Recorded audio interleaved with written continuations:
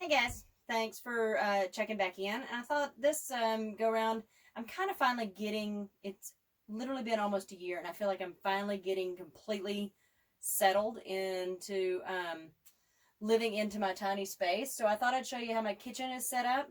I thought I would do a whole lot more cooking than I have, but I really just have been crazy busy, and I moved and I did all kinds of stuff. So, but being a former chef, I felt like I needed to have a kitchen that I could actually really cook in. And sooner or later, I'll actually, really cook in it again, other than just reheating. So, I'm going to show you real quick how I set up my kitchen. It's still evolving. I've got quite a few things that have changed already, and I've got quite a few that'll continue to change, I'm sure, as things evolve. But I wanted to give you a quick rundown. So this is going to be the stove side, and then I'll flip things around and show you the other side. But I went, got a new dog collar there.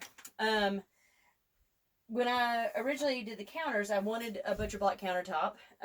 This is a relatively light countertop, which is great, and I got it at a discount place. So my countertops for the whole RV, living area, kitchen, bedroom, and bathroom, I think I spent $250 on the whole thing.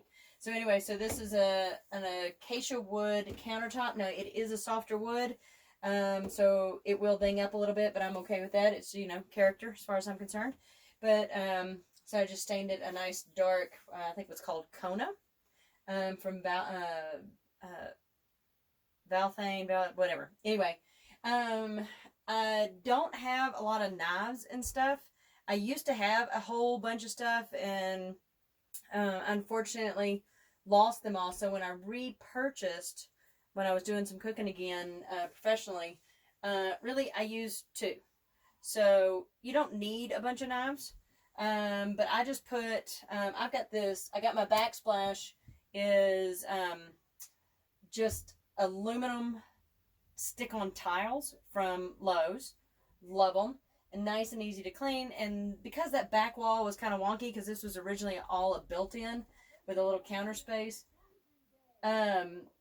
this back wall was just awful. So I had to have something that was going to be a little bit flexible and without having to try to figure out grout and all that kind of stuff. So I just did that. But then I bought an aluminum magnetic knife holder.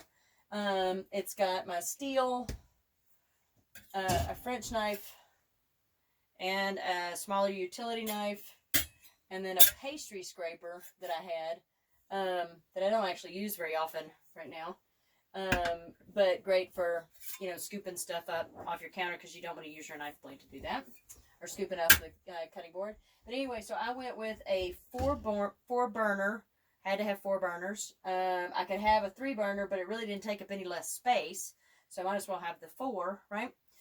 So I went with a 4 burner propane or a gas stove that could be converted. This is a Magic Chef, and it gives me 1 big burner, 2 medium, and 1 small. So tons of space. These, of course, just come off.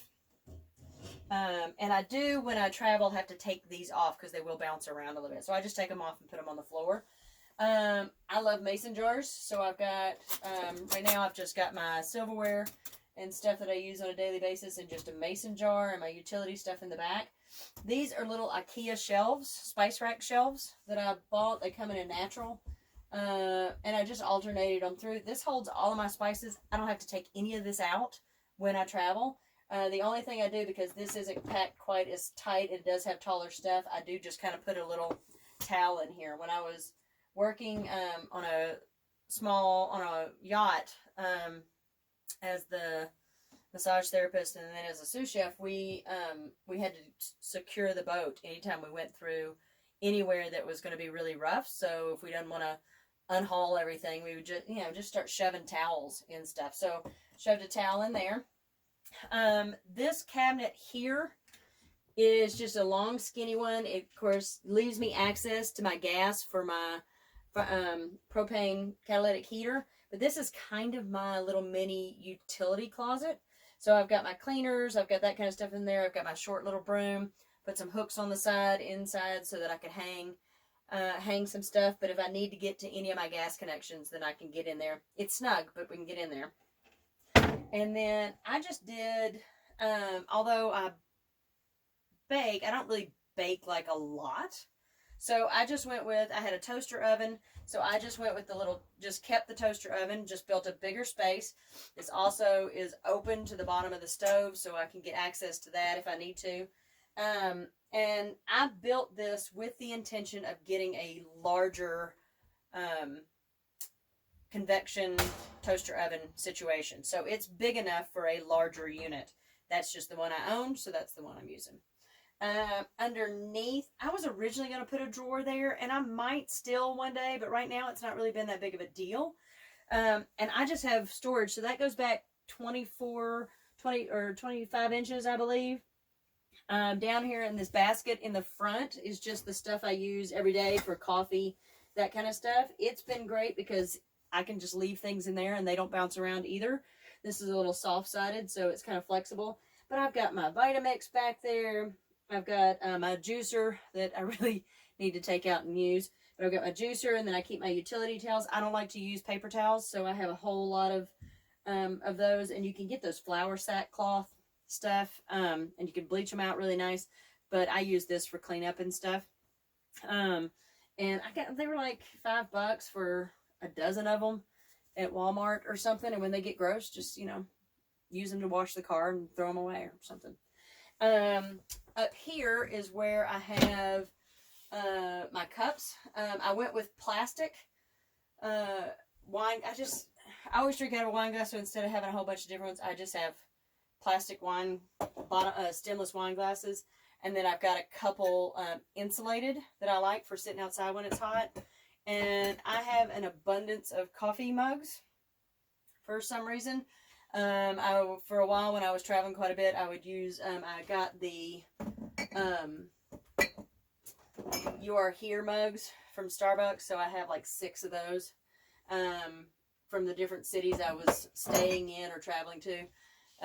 And when I got to 6, that was plenty. So I stopped there. And then over here is where I keep tall things, dishes, bowls, that kind of deal. So that's over here. But that's actually got quite a bit of space in it because it is the 25 inches deep. This one, of course, is only good for short stuff. But, and I just put, I was going to do all kinds of different stuff. And I thought I wanted everything open. And then I decided I didn't want everything open, but it was already built in. So I just put flip up stuff on it and then just added these little braces so it holds it up.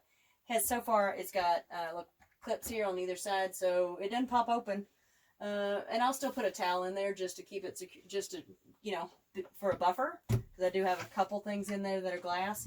So far I've only lost 1 bowl, and I've done probably 3,000 miles in Mildred, and several of the roads I've been down have been pretty bumpy, so I've only lost 1 bowl. I mean, ultimately, I'm going to switch everything over to melamine plastic plates just because it's easier.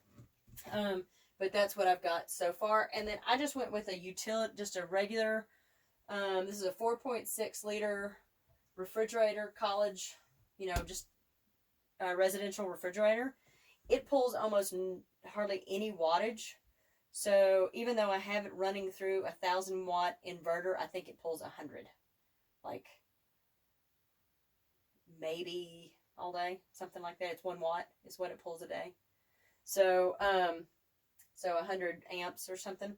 And it's been perfect. Now I've had to do a few little, I thought I was being really brilliant, and I anchored it from the inside before I put this shelf on top of the deal, thinking that would keep it from bouncing around.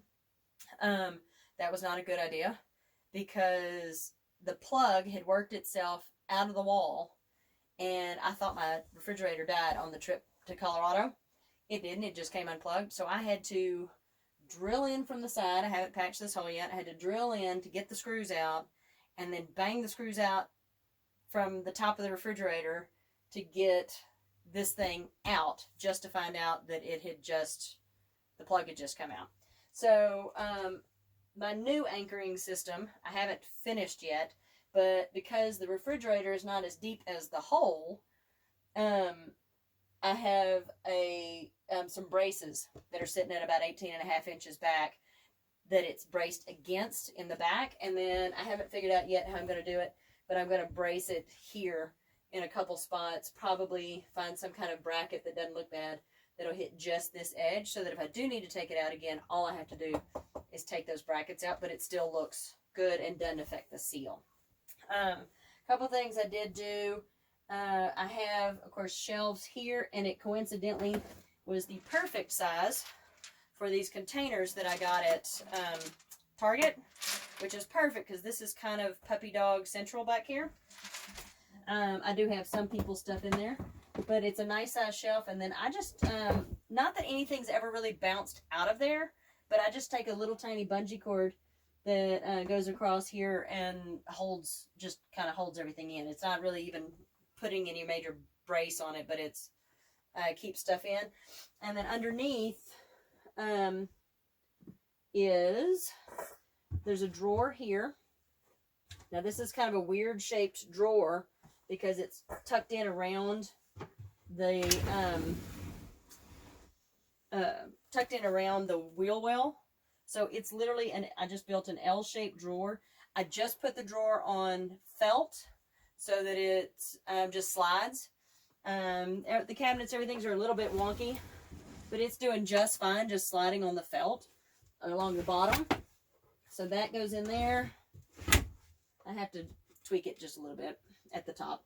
And then this little drawer here, once again, is just a removable little box I built. And this is all Mabel's dog food, that kind of stuff. And it actually tucks back in another 12 inches or so back in this little hole. So it's kind of a nice little hidey spot, but it's also big enough that extra dog food can go back there just in a Ziploc bag when I'm buying in bulkier stuff. And then that just slides in. It's kind of nice because I can also, if I want to, because it's not attached, just tilt forward and get into it.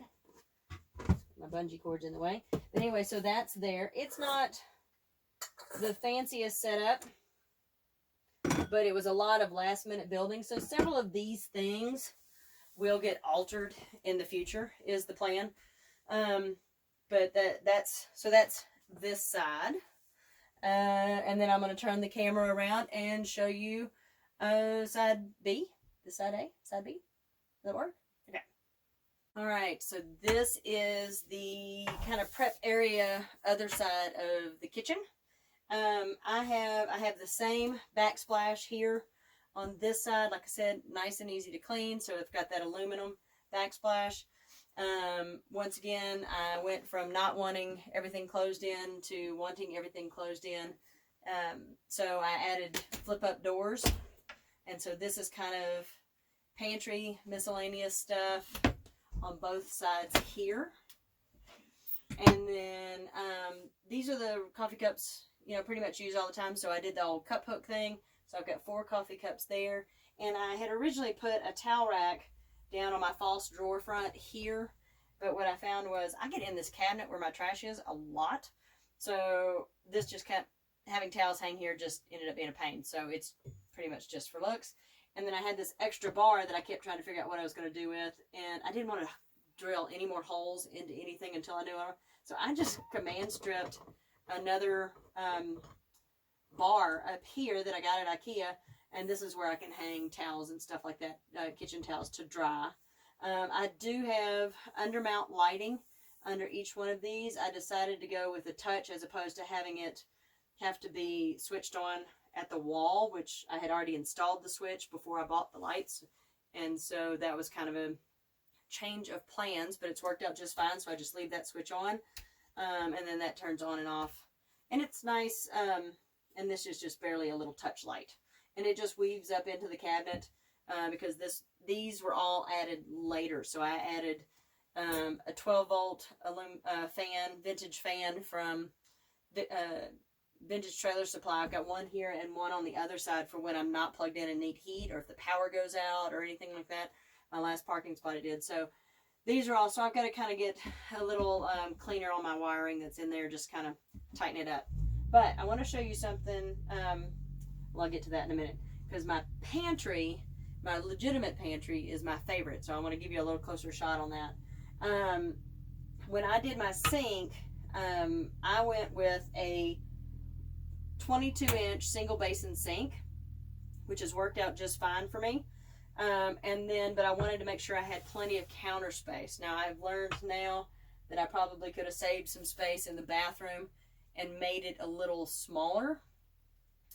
Put some cabinets on the outside and, made it narrower, which would have given me a longer kitchen space. But this has ended up working out okay. And I'm still contemplating adding something here, which I'll explain in a minute. But anyway, in the meantime, I just have the insert from the counter. And if I need to get full access to the sink, like I said, this is a big sink, then I can do that. But what's nice is I just have a small dish rack. It fits in the sink nicely. I still have full access to everything, because when I cut the insert, it is only 2/3 the size of the sink. So everything fits underneath, out of sight. I can still have my dishes draining down there and have full access to the countertop. But this also gives me about 10 inches worth of access to my sink without any problem. So I can still fully function using my sink here and still have all this counter space. I do have a 10-stage water filter that just runs through my tap. A lot of people use those Berkey filters, and they're great. And one day I'll probably get one when I have the funds. But it also takes up counter space, which I don't have because I am in a 27-foot, so 24 feet inside. So this, I owned it. It's just runs through the faucet on my sink. I've just got some bought a hose, and it had some nice clear zip tie or twist ties, so I just use that to kind of hold it in place. But because I do like this, I've got space underneath next to my hot water heater, and I will probably in the future get one of these that I can mount underneath and just do a water dispenser thing here, so it goes a little more direct instead of having to take the long way around through the faucet and stuff. But I'll put a link to this in the video, so or in the description below, so you can kind of check that out. And then this countertop is 26 inches deep. Doesn't have as much overhang on the front, but that gives me all this space in the back that I can keep. So like my morning coffee station stuff is back here, and I still have 22 inches of countertop to work with. I really have overstuffed on how much I have in my kitchen, and I'm finding that I'm not using as much. This is the only drawer I have not finished. The drawer front is just on here for looks, and now that I've moved and got settled, this will be my last project to do. But pretty much and I just don't really have that much stuff to put in a drawer. I've got some little mini utensil things, and it'll probably end up being like a junk drawer situation. Maybe I'll put the silverware over here, but so far that's not been an issue. But everything else I need, all of my Tupperware, all of my dishes, I have a half shelf in the back. So tall stuff can be up front, but I've got my little mini Instapot. I've got my saute pans, thermos. All kinds of junk is in there, all my storage. So everything I have, when you're only 2 people or 1 person, I have enough for 2 without any problem. Okay. And then underneath here is where I keep my trash and that kind of stuff. And like I said, this is my water pump, and everything is under here. Real sexy area. But I also have space that I will get one of these water filter system to put under there. But they're a little pricier, so that's going to be a later purchase, because this is working just fine. And then I don't have to disconnect it. I just put it in the sink when I travel. It doesn't go anywhere. I'm going to adjust the camera because I want you to see my pantry area, because this is my favorite. So I'm going to adjust that real quick.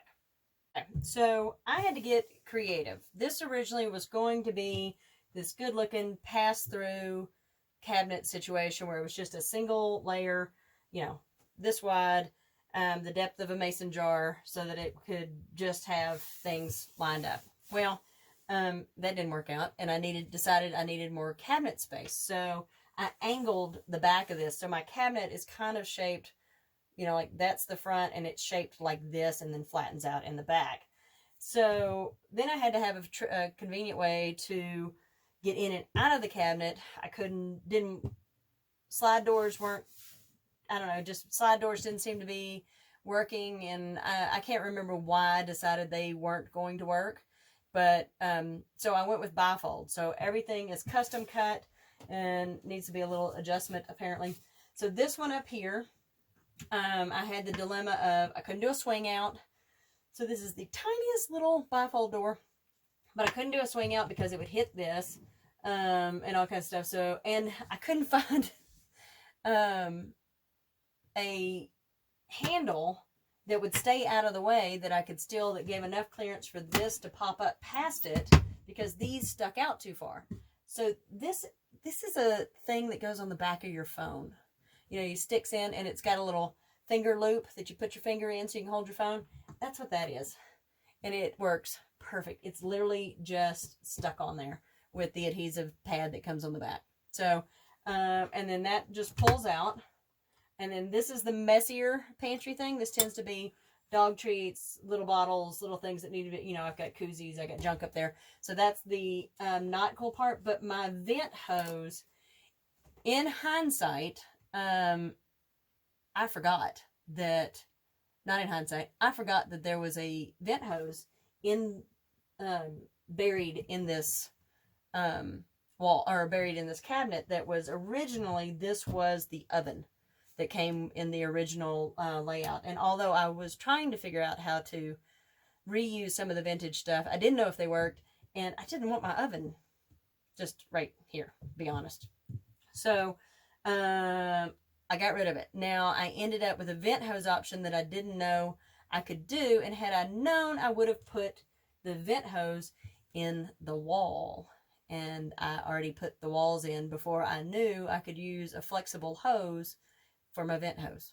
So that is the other reason why the very attractive option of pantry that was going to go here went away, because then I had to cover up a very unattractive vent hose. So these of course have the little clips on them. So anyway, so this pops out. I haven't opened this since I put that up there, so that's not gonna work. That's why I didn't stick it on there, or glue it on. Because that's got to be adjusted. So now I know. Yep, that's why I did not glue that on, or screw that in. So I'll have to adjust that over a little bit. See, that's why you do trial and error. I haven't obviously opened this cabinet since I did that. So here's what I did. I am a little obsessed with keeping dry goods in mason jars. And I had originally, in my other, had a wall pantry that all of these were visible. But I wanted to make the most use of my space.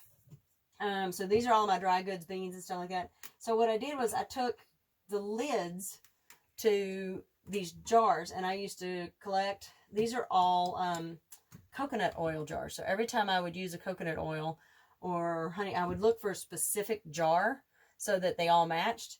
And so these are the coconut oil jars. And then I just screwed the lid, just screwed this to the bottom of the cabinet. And then sometimes I screw them on too tight. And then I just twist it off to get what I need. And then I know people do it with spices. They do all kinds of stuff. So that's what I've done there. I need to organize it a little bit better. And then I could just screw them back in. So I've got, you know, rice and quinoa and nutritional yeast and turmeric powder and then all kinds of stuff. And then underneath, these jars fit perfect. And then if I need to just slide something that's like a powder pack thing, it slides right in there underneath. I feel like there was something loose. So there's that one. And then back here is where the lovely vent hose is. And who cares if you see it when you open the cabinet, right? So that just slides in. And then I finally finished the one underneath, and it's the exact same thing. And what's nice is these are the full-size mason jars I screwed to the bottom, but most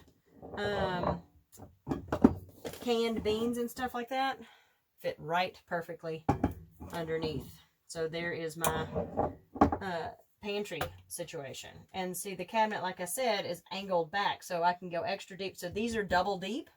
These were all double deep, so there's two. Yeah, of course, I have to take the front one off to get to the back one, but the stuff I don't use as often is in the back. So these are 2 deep, and then it gets down to where I'll get one more and put here, or I'll leave that for tall stuff. So that is my pantry. So I hope you liked the video. I hope to see you again on the next one. I'm going to do kind of my living room office setup. Then I'll do my bedroom setup. And then I'll go to my bathroom. And then that way that will get us the full tour of Mildred 1.0. It's evolving into a 2.0.